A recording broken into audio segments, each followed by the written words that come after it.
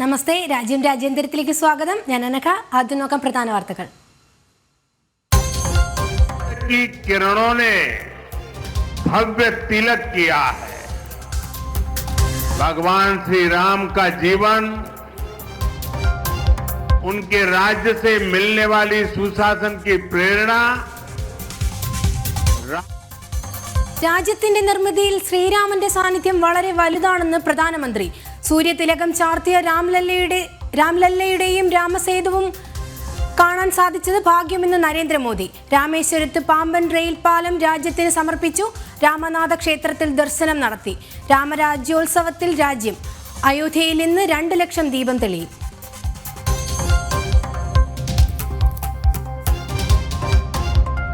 വികസനക്കുതിപ്പിൽ തമിഴ്നാടിനെയും ചേർത്ത് പിടിച്ച് പ്രധാനമന്ത്രി. രാമേശ്വരത്ത് 8,500 കോടി രൂപയുടെ വികസന പദ്ധതികൾക്ക് തുടക്കം. തമിഴിൽ മെഡിക്കൽ പഠനം സാധ്യമാക്കും. തനിക്ക് കത്തെഴുതുന്ന തമിഴ്നാട്ടിലെ നേതാക്കൾ തമിഴ് ഭാഷയിൽ ഒപ്പിടാനെങ്കിലും ശ്രമിക്കണമെന്ന് മോദിയുടെ പരിഹാസം.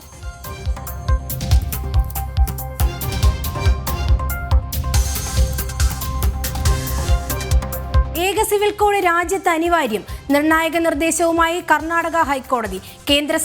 കേന്ദ്ര സംസ്ഥാന സർക്കാരുകൾക്ക് നിർദ്ദേശം. മതാധിഷ്ഠിത വ്യക്തി നിയമങ്ങൾ അനീതിയെന്നും കോടതി നിരീക്ഷണം.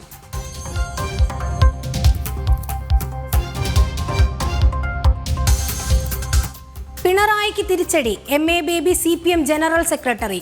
EMSന് ശേഷം CPMനെ നയിക്കുന്ന മലയാളി. ബിജു കൃഷ്ണനെയും PBയിൽ KK ശൈലജയ്ക്ക് കേരള സംഘത്തിന്റെ കടുംവെട്ട്.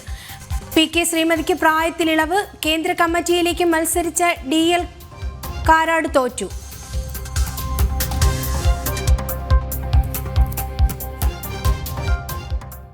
വിശദമായ വാർത്തകൾ നോക്കാം. ചരിത്രമെഴുതി പാമ്പൻ പാലം.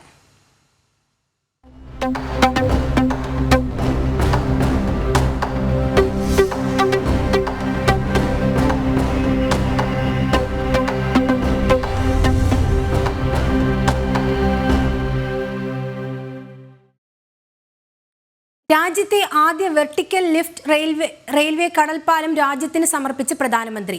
രാമനവമി ദിവസം രാമസേതുവിന്റെ മണ്ണിൽ പാലം ഉദ്ഘാടനം ചെയ്യാൻ സാധിച്ചതിൽ വലിയ സന്തോഷമുണ്ടെന്ന് നരേന്ദ്രമോദി പറഞ്ഞു. ഭാരതത്തിന്റെ വികസന കാഴ്ചപ്പാടിൽ ശ്രീരാമൻ വലിയ സ്വാധീനം ചെലുത്തിയിട്ടുണ്ടെന്നും പ്രധാനമന്ത്രി കൂട്ടിച്ചേർത്തു. പാലം ഉദ്ഘാടനം ചെയ്ത ശേഷം രാമേശ്വരം ക്ഷേത്രത്തിലും ദർശനം നടത്തിയാണ് പ്രധാനമന്ത്രി മടങ്ങിയത്.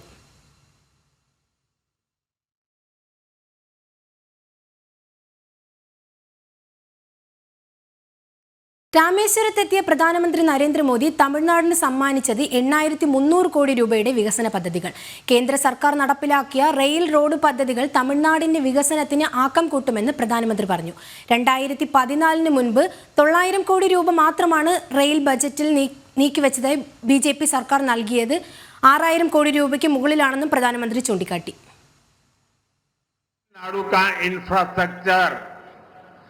भारत सरकार की प्रायोरिटी है.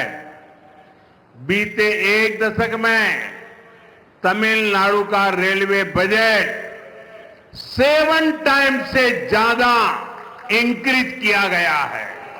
रेल प्रोजेक्ट के लिए हर साल सिर्फ ओनली 900 करोड़ रुपीज ही मिलते थे. भारत सरकार यहां के 77 रेलवे स्टेशन को मॉडर्न भी बना रही है. इसमें रामेश्वरम का स्टेशन भी शामिल है. प्रधानमंत्री ग्राम सड़क योजना के तहत गांवों के रोड और हाईवे के क्षेत्र में भी बहुत सारा काम हुआ है. ഭാഷാ വിവാദത്തിൽ പരോക്ഷ വിമർശനവുമായി പ്രധാനമന്ത്രി നരേന്ദ്രമോദി. തമിഴ്നാട്ടിലെ ചില നേതാക്കൾ തനിക്ക് കത്തെഴുതാറുണ്ട്. അതിലാരും തമിഴ് ഭാഷയിൽ ഒപ്പിടാറില്ല. തമിഴ്നാടിനോട് അത്രയും ഇഷ്ടമുണ്ടെങ്കിൽ തങ്ങളുടെ ഒപ്പെങ്കിലും തമിഴ് ഭാഷയിൽ ഇടൂ എന്നും പ്രധാനമന്ത്രി പറഞ്ഞു. അതേസമയം തമിഴ് പൈതൃകം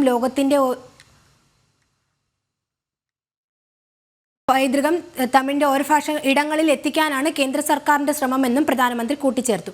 തമിഴിൽ മെഡിക്കൽ പഠനം സാധ്യമാക്കണമെന്നും മീൻപിടുത്തക്കാർക്ക് ആധുനിക സംവിധാനങ്ങൾ ലഭ്യമാക്കണമെന്നും സംസ്ഥാന സർക്കാരിനോട് പ്രധാനമന്ത്രി ആവശ്യപ്പെട്ടു. और हेरिटेज दुनिया के कोने कोने तक पहुंचे, इसके लिए भी सरकार लगातार कोशिश कर रही है। तमिलनाडु के कुछ नेताओं की चिट्ठियां जब मेरे पास आती है, कभी भी कोई नेता तमिल भाषी में सिग्नेचर नहीं करता है। अरे तमिल का गौरव हो, मैं सबसे कहूंगा कम से कम तमिल भाषा में अपनी सिग्नेचर तो करो। मैं भी तमिलनाडु सरकार से आग्रह करूंगा कि वे तमिल भाषा में डॉक्टरी के कोर्सेज चालू करें, ताकि गरीब मां के बेटे बेटी भी डॉक्टर बन सके। तमिलनाडु का हमारा फिशरीज से जुड़ा समाज बहुत मेहनती है। तमिलनाडु के फिशरीज इंफ्रास्ट्रक्चर को मजबूत करने के लिए स्टेट को जो भी मदद चाहिए वो केंद्र सरकार दे रही है। नमोलंग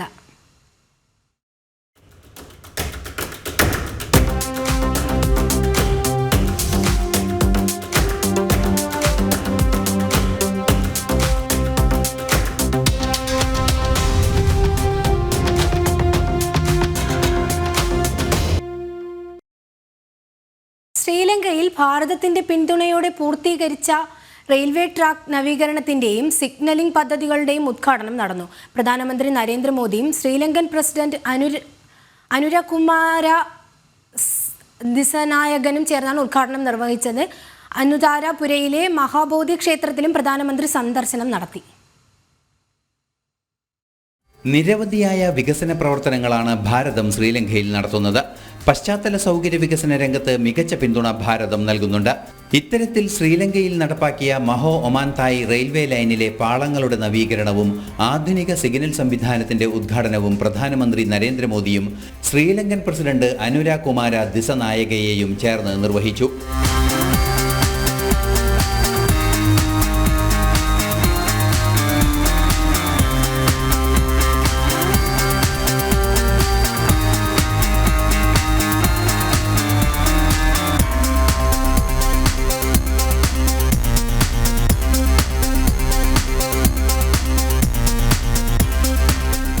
അനുരാധപുര റെയിൽവേ സ്റ്റേഷനിലായിരുന്നു ചടങ്ങ് നടന്നത്. നേരത്തെ അനുരാധപുരയിലെ ശ്രീ മഹാബോധി ക്ഷേത്രവും പ്രധാനമന്ത്രി സന്ദർശിച്ചു.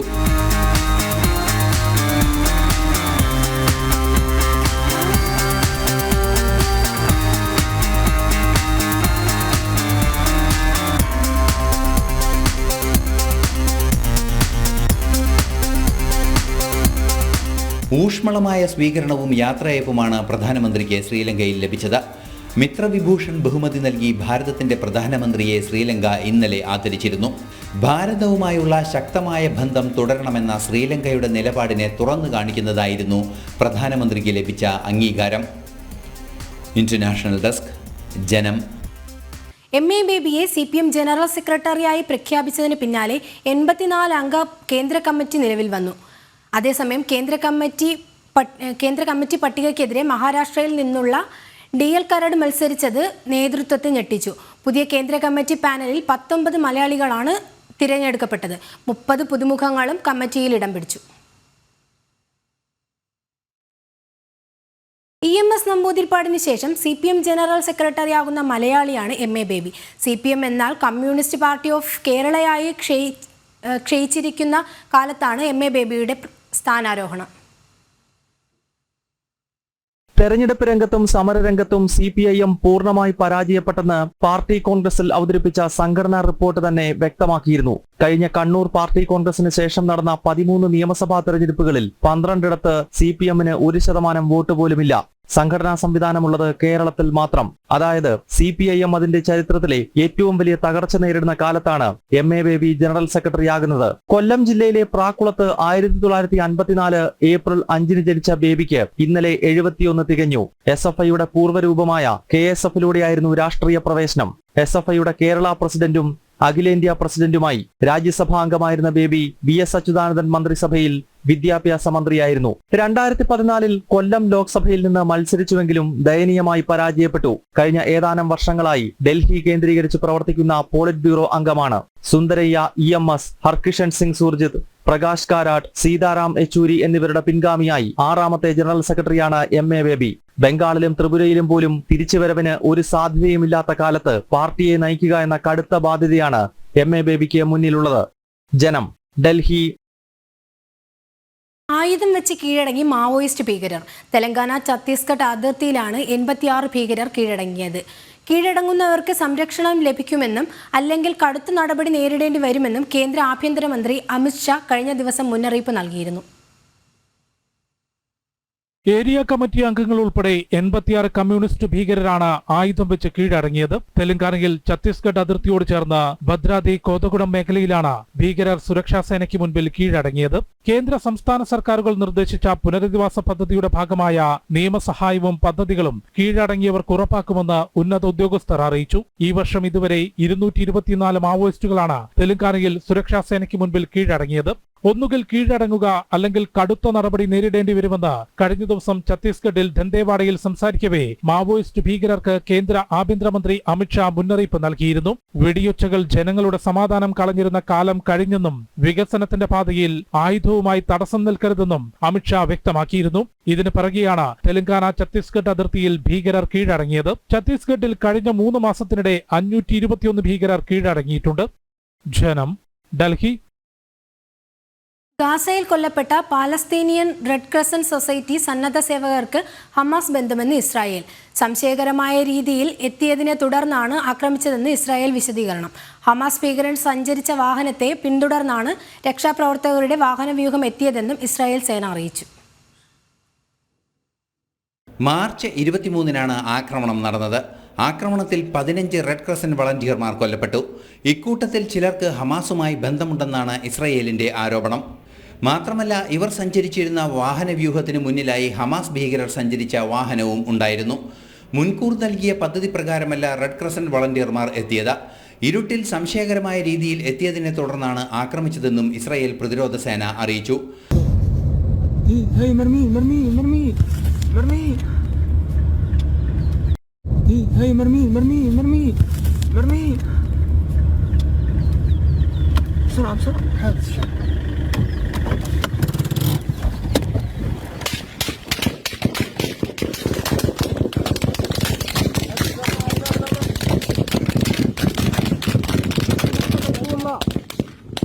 أشهد أن لا إله إلا الله أشهد أن محمد رسول الله أشهد أن لا إله إلا الله أشهد أن محمد رسول الله. സന്നദ്ധ പ്രവർത്തകരിൽ 3 പേർക്ക് ഹമാസുമായി ബന്ധമുണ്ടായിരുന്നു. പല വിവരങ്ങളും ഇവർ ചോർത്തിയതായി സംശയിക്കുന്നതായും ഇസ്രായേൽ പ്രതിരോധ സേന പറയുന്നു. ദുരൂഹമായ സാഹചര്യത്തിൽ വാഹനവ്യൂഹം കടന്നുപോകുന്നുവെന്ന് വ്യോമ നിരീക്ഷണ വിഭാഗം കണ്ടെത്തിയതിനെ തുടർന്നാണ് അടിയന്തര നടപടി സ്വീകരിച്ചത്. സംഭവത്തിൽ റെഡ് ക്രസന്റ് സന്നദ്ധ പ്രവർത്തകർ കൊല്ലപ്പെട്ടതിൽ ഇസ്രായേൽ ഖേദം പ്രകടിപ്പിക്കുകയും ചെയ്തു. ഇന്റർനാഷണൽ ഡെസ്ക്, ജനം. സ്ഥാപക ദിനത്തിൽ ഡൽഹിയിൽ BJP ദേശീയ കാര്യാലയത്തിൽ പതാക ഉയർത്തി ദേശീയ അധ്യക്ഷൻ JP നദ്ദ. രാജ്യത്തിന്റെ സംസ്കാരത്തിലും പ്രയത്നശാസ്ത്രത്തിലും വിട്ടുവീഴ്ച ചെയ്യാതെയാണ് BJP ലോകത്തിലെ ഏറ്റവും വലിയ പാർട്ടിയായത്. രാജ്യമാണ് പ്രധാനമെന്നും ബൂത്ത് തലത്തിൽ പ്രവർത്തനം ശക്തമാക്കിക്കൊണ്ടാണ് സ്ഥാപക ദിന ആഘോഷമെന്നും JP നദ്ദ പറഞ്ഞു.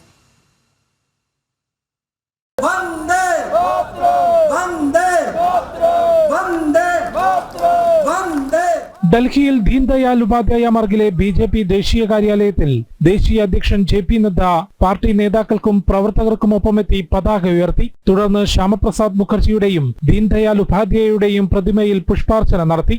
രാഷ്ട്ര പുനർനിർമ്മാണത്തിനു വേണ്ടിയാണ് BJPയുടെ രാഷ്ട്രീയമെന്നും പ്രത്യയശാസ്ത്രത്തിൽ വിട്ടുവീഴ്ച ചെയ്യാതെയാണ് BJP ലോകത്തിലെ ഏറ്റവും വലിയ രാഷ്ട്രീയ പാർട്ടിയായി വളർന്നതെന്നും JP നദ്ദ പറഞ്ഞു. ശ്യാമപ്രസാദ് മുഖർജിയുടെ ലക്ഷ്യങ്ങൾ BJP പൂർത്തീകരിക്കുകയാണ്. വികസിത ഭാരതത്തിലേക്ക് ഇനി അധികം ദൂരമില്ലെന്നും അദ്ദേഹം പറഞ്ഞു. हमें ध्यान में रखना चाहिए कि हम वोट की खातिर इधर से उधर डिगे नहीं. हम सत्ता को पाने के लिए हमने कोई समझौता किया, विचारधारा के साथ समझौता किया या विचारधारा को डाइल्यूट किया, ऐसा हमारी यात्रा में नहीं हुआ. ये अकेली पॉलिटिकल पार्टी है जो आइडियोलॉजिकल वैचारिक अधिष्ठान पर अपने आप को अडिग रखा है और उसी पर ताकत के साथ आगे बढ़ती है। സബ്കാ സാത്ത് സബ്കാ വികാസ് എന്നതാണ് ബിജെപിയുടെ മന്ത്രം. വഖഫ് ബോർഡ് ഇനി രാജ്യത്തിന്റെ നിയമവ്യവസ്ഥ അനുസരിച്ച് പ്രവർത്തിക്കുമെന്നും അദ്ദേഹം പറഞ്ഞു. ബൂത്ത് തലത്തിൽ പ്രവർത്തനം ശക്തമാക്കിക്കൊണ്ടാണ് സ്ഥാപക ദിനാഘോഷം. അംബേദ്കർ ജയന്തി മുതൽ 10 ദിവസം ഭരണഘടനാ ദിനാഘോഷങ്ങൾ നടത്തും. ബിജെപി സംഘടനാ സെക്രട്ടറി BL സന്തോഷ്, ഡൽഹി മുഖ്യമന്ത്രി രേഖ ഗുപ്ത, കേന്ദ്രമന്ത്രി പീയൂഷ് ഗോയൽ തുടങ്ങിയവരും പരിപാടിയിൽ പങ്കെടുത്തു. ജനം, ഡൽഹി. കോടിക്കണക്കിന് പേരുടെ അധ്വാന ഫലമായാണ് BJP ലോകത്തെ ഏറ്റവും വലിയ പാർട്ടിയായി നിലകൊള്ളുന്നതെന്ന് ഉത്തരാഖണ്ഡ് മുഖ്യമന്ത്രി പുഷ്കർ സിംഗ് ധാമി. മാനവികതയ്ക്കും ദേശീയതയ്ക്കും ഉന്നമനത്തിനുമായി നിലകൊള്ളുന്ന പാർട്ടിയാണ് BJP. ഏറ്റവും ഒടുവിലായി പ്രധാനമന്ത്രി നരേന്ദ്രമോദിയുടെ നേതൃത്വത്തിൽ വഖഫ് ഭേദഗതി ബിൽ പാസാക്കിയെന്നും അദ്ദേഹം കൂട്ടിച്ചേർത്തു. BJPയുടെ 45ാമത് സ്ഥാപക ദിനത്തോടനുബന്ധിച്ച് രാജ്യമെമ്പാടും വിപുലമായ ആഘോഷ പരിപാടികളാണ് നടക്കുന്നത്. संसद में दोनों सदनों में ऐतिहासिक कार्य आदरणीय प्रधानमंत्री जी के नेतृत्व में किया। वक्फ बोर्ड का विधेयक भी भारत की संसद में पास कर दिया। निश्चित रूप से ये ऐसे काम हैं, ऐतिहासिक निर्णय हैं। സനാതനധർമ്മമാണ് ലോകത്തിലെ ഏറ്റവും വലിയ സമാധാനപരമായ മതമെന്ന് BJP നേതാവ് സുവേന്ദു അധികാരി. 500 വർഷങ്ങൾക്ക് ശേഷമാണ് ഭാരതീയർക്ക് രാമക്ഷേത്രം ലഭിച്ചതെന്നും അത് മഹാഭാഗ്യമായാണ് ജനങ്ങൾ കരുതുന്നതെന്നും അദ്ദേഹം പറഞ്ഞു. നന്ദിഗ്രാമിലെ ജാനകിനാഥ് ക്ഷേത്രത്തിൽ ദർശനം നടത്തിയതിന് പിന്നാലെയായിരുന്നു അദ്ദേഹത്തിന്റെ പ്രതികരണം. मंदिर है, ये पूरा नंदीग्राम का ओल्डेस्ट टेम्पल है, आस्था का प्रतीक है, लोग मानने वाला नहीं है। हिंदू अपना धर्म पालन करेगा, इसमें क्या रुकावट है? सनातन धर्म सबसे शांत धर्म है।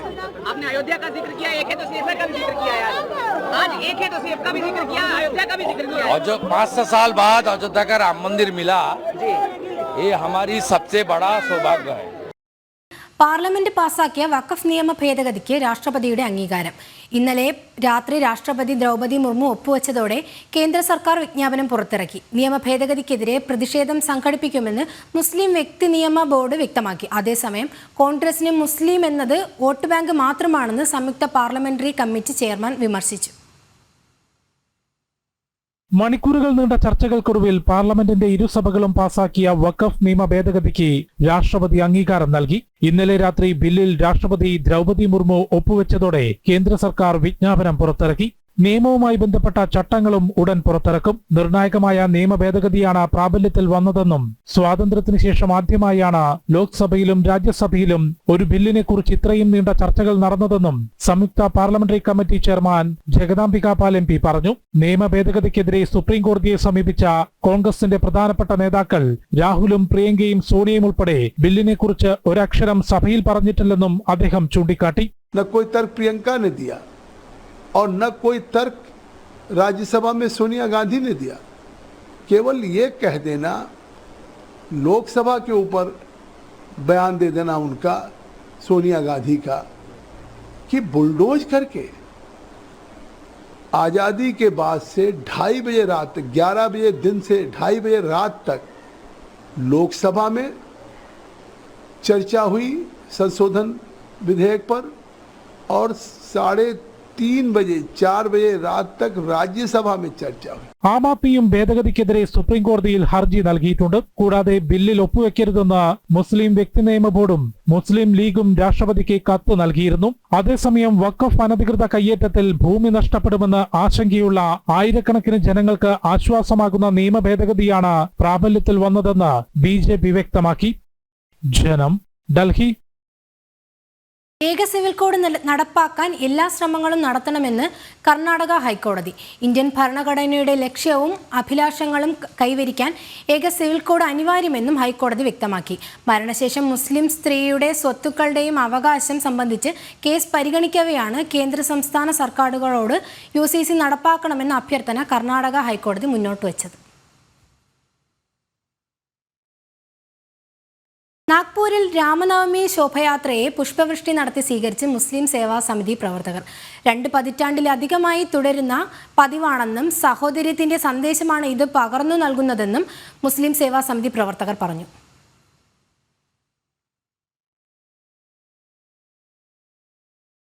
ബുള്ളറ്റിൻ പൂർണ്ണമാകുന്നു. അല്പസമയത്തിനകം ജനം ഡിബേറ്റ് കാണാം. നമസ്തേ.